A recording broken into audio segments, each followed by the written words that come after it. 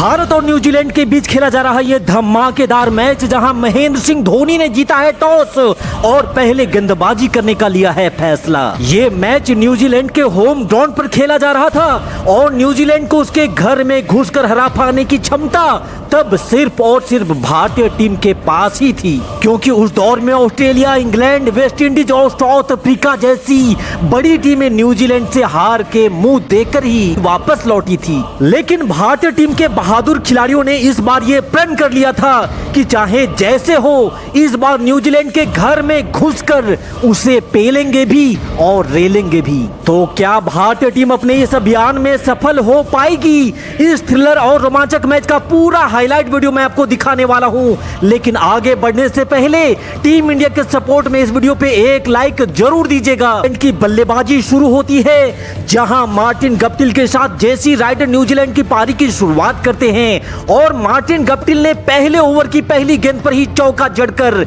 ये ऐलान भी कर दिया था कि भारतीय गेंदबाजों के लिए मुश्किल अब बढ़ने वाली है। और फिर मार्टिन गप्टिल ने आखिरी गेंद पर भी एक और चौका जड़ पहले ओवर से 10 रन निकाल लिए थे। वहीं दूसरी छोर से जेसी राइडर भी आज तूफानी करने के मूड में था, जिसने गेंद को 4 रनों के लिए सीमा रेखा के बाहर भेज अपना खाता खोला। जेसी राइडर ने मूड बना लिया था कि शुरुआत से ही किसी भारतीय गेंदबाज को सेट नहीं होने देना है और इसी उद्देश्य से राइडर ने ताबड़तोड़ बल्लेबाजी करते हुए बाउंड्री की झड़ी लगाना भी शुरू कर दिया था। राइडर अगर ऐसे ही आक्रामक अंदाज में बल्लेबाजी करते रहता तो भारत बहुत जल्द इस मैच से बाहर हो जाने वाला था। इसलिए तब जरूरी हो गया था राइडर की पारी को अलविदा कहने का और इस जिम्मेदारी को हमारे भूवी भैया ने अपने हाथों में लेते हुए जेसी राइडर को ऐसा बोल्ड मारा कि बेचारे को धूम दबा करके पवेलियन वापस भागना पड़ा। लेकिन अगर आप सोच रहे हो कि जेसी राइडर को आउट करने के बाद न्यूजीलैंड का रन रेट थम जाएगा, तो ऐसा होने वाला नहीं था। यहाँ से केन विलियमसन के साथ मिलकर मार्टिन गप्टिल ने भारतीय गेंदबाजों पर जमकर प्रहार करना शुरू कर दिया और 10 ओवर में ही न्यूजीलैंड के स्कोर को 80 रनों तक पहुंचा दिया था। इस जोड़ी को तोड़ने के लिए भारतीय गेंदबाज अपना पूरा दमखम लगा रहे थे, पर गप्टिल और विलियमसन चट्टान बन करके बाउंड्री की बरसात किए जा रहे थे और देखते ही देखते दोनों के बीच शतकीय साझेदारी भी बन जाती है। साथ ही दोनों बल्लेबाजों ने अपने अपने अर्धशतक भी पूरे कर लिए थे। हालांकि पारी के 31वें ओवर में विलियमसन 64 रन बना करके आउट जरूर हो जाता है, लेकिन दूसरी छोर पर मार्टिन गप्टिल मानो तांडव मचा रहा था, जिसने पहले अर्धशतक और फिर शतक जड़ते हुए न्यूजीलैंड की पारी को निर्धारित 50 ओवर में 314 रनों तक पहुंचा दिया था, जिससे अब दबाव भारतीय बल्लेबाजों के ऊपर में आ चुका था, क्योंकि 300 प्लस का स्कोर किसी भी टीम के लिए चेज करना आसान कहां होता है भैया। लेकिन बात जब भारत की हो और भारतीय खिलाड़ियों ने जब मैच से पहले ही ये मूड बना भी लिया था कि न्यूजीलैंड को रेलेंगे, तो चलो रेलते हैं। टीम इंडिया की जवाबी कार्रवाई में रोहित और धवन भारतीय पारी की शुरुआत करते हैं, जहां रोहित शर्मा ने हवाई फायर करते हुए गेंद को स्टैंड में डाला और 6 रनों के साथ रोहित ने अपना खाता खोला। वहीं दूसरी छोर से धवन ने भी गब्बर स्टाइल में एक चौका जड़ करके किवियों से ये ऐलान कर दिया था कि हम इस रन चेज के लिए पूरी तरह से तैयार हैं। और फिर अगले ओवर में भी धवन ने गेंद को सीमा रेखा के बाहर भेजते हुए 4 रन अपने खाते में और जोड़ लिए। फिलहाल यहाँ हिटमैन रोहित शर्मा का उड़ता हुआ ये हिटमानिया शॉट आसमान की सैर करते हुए सीधा गेंद जा गिरी है दर्शक दीर्घा में। तुमने हमारे गेंदबाजों को जितना पीटा है, तुम्हारे हर एक शॉट का बदला चुन चुन करके लेंगे तुम्हारे गेंदबाजों से। इसी बीच एक बार फिर से रोहित शर्मा ने गेंद को हवा में उड़ा दिया है और देख लो भैया, ये है हिटमैन का बैक टू बैक एक और छक्का।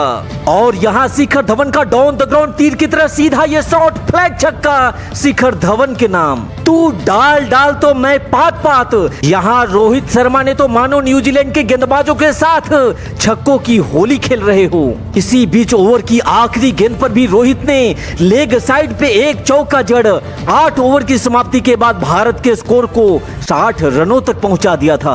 यहाँ भारत को अपने लक्ष्य तक पहुंचने के लिए जिस शुरुआत की जरूरत थी उसका स्तंभ तो रोहित और धवन ने खड़ा कर दिया था, लेकिन फिर एंडरसन के गेंद पर शिखर धवन गप्टिल के हाथों में कैच दे बैठते हैं और 64 के स्कोर पर भारत को पहला झटका लग जाता है। शिखर धवन ने बनाए हैं 25 बॉल पे 28 रन और अब नए बल्लेबाज विराट कोहली बल्लेबाजी के लिए मैदान पर आ चुके हैं। तब भारतीय फैंस रोहित और विराट से एक बड़ी साझेदारी की उम्मीद कर रहे थे, लेकिन भारतीय फैंस का ये उम्मीद तब टूट जाता है जब एंडरसन की गेंद पर रोहित शर्मा भी 38 बॉल पे 39 रन बना करके आउट हो जाते हैं और 72 के स्कोर पर भारत को दूसरा झटका लग जाता है। यहाँ से भारतीय टीम अपने पारी को संभालने का कोई प्रयास करती उससे पहले ही भारत को झटके पे एक और झटका लगता है, क्योंकि किंग कोहली भी टीम इंडिया को संकट में छोड़ पवेलियन वापस लौट जाते हैं, जिससे दबाव यहाँ एक बार फिर से भारत के ऊपर में आ चुका था और इसी दबाव में अजिंक्य रहाणे भी अपना विकेट नहीं बचा पाते हैं और महज 78 रनों के स्कोर पर भारत ने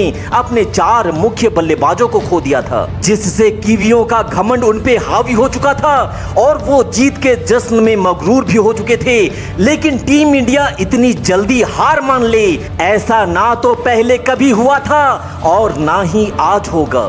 यहाँ कप्तान महेंद्र सिंह धोनी ने टीम इंडिया की जिम्मेदारी को संभाला और उनका दूसरी छोर से साथ दे रहे थे सुरेश रैना। फिलहाल यहाँ धोनी ने गेंद को हवा में उठाकर जोरदार प्रहार कर दिया है और हवा में तैरती ये गेंद देकर जाएगी धोनी के खाते में पूरे के पूरे 6 रन। और दूसरी छोर से रैना भी धोनी का ताल से ताल मिलाकर के साथ देने लगे थे। टीम इंडिया का विकेट गिरने का जो सिलसिला था वो थम चुका था और ये दोनों बल्लेबाज अब कीवी गेंदबाजों के धागे खोलने के मूड में आ चुके थे, जिससे भारत का रन रेट भी तेजी से आगे बढ़ने लगा था और टीम इंडिया धीरे धीरे इस मैच में वापसी की राह पर भी चल पड़ी थी। लेकिन तभी समस्या एक बार फिर से भारत के सामने पांव पसार करके खड़ी हो जाती है और रैना जो अच्छे टच में दिख रहे थे वो भी 31 रनों की पारी खेल अब पवेलियन वापस लौट रहे थे। अब तक 28 ओवर का खेल समाप्त हो चुका था और भारत ने 146 रन बनाकर अपने 5 विकेट भी गंवा दिए थे। लेकिन तब टीम इंडिया के संकट की इस घड़ी में धोनी को साथ मिलता है रविचंद्रन अश्विन से।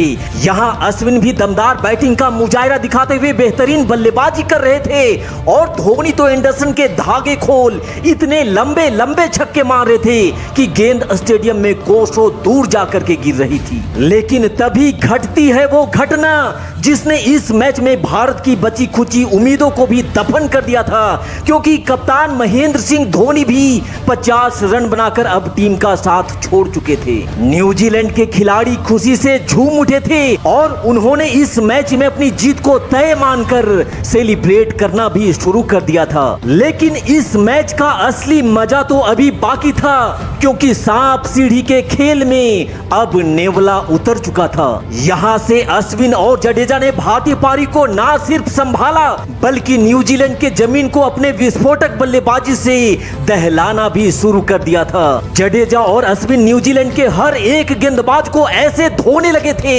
मानो अशोका साबुन से कपड़ों की धुलाई चल रही हो और बैक टू बैक बाउंड्री से ये मैच फिर से भारत के पक्ष में मजबूत होता जा रहा था। जडेजा और अश्विन ने न्यूजीलैंड की गेंदबाजी का मजाक बनाते हुए शतकीय साझेदारी बना डाली थी। एक तरफ जहां अश्विन ने 46 बॉल पे 65 रनों की विस्फोटक पारी खेली, वहीं जडेजा ने भी 45 बॉल में ताबड़तोड़ 66 रन कूट डाले, जिसके दम पर भारत ने लगभग हारे हुए इस मैच को ड्रॉ पर छोड़ दिया था, जो सिर्फ और सिर्फ अश्विन और जडेजा की तूफानी बल्लेबाजी के दम पर ही हो सका था। तो न्यूजीलैंड में तबाही मचा देने वाली अश्विन और जडेजा की इस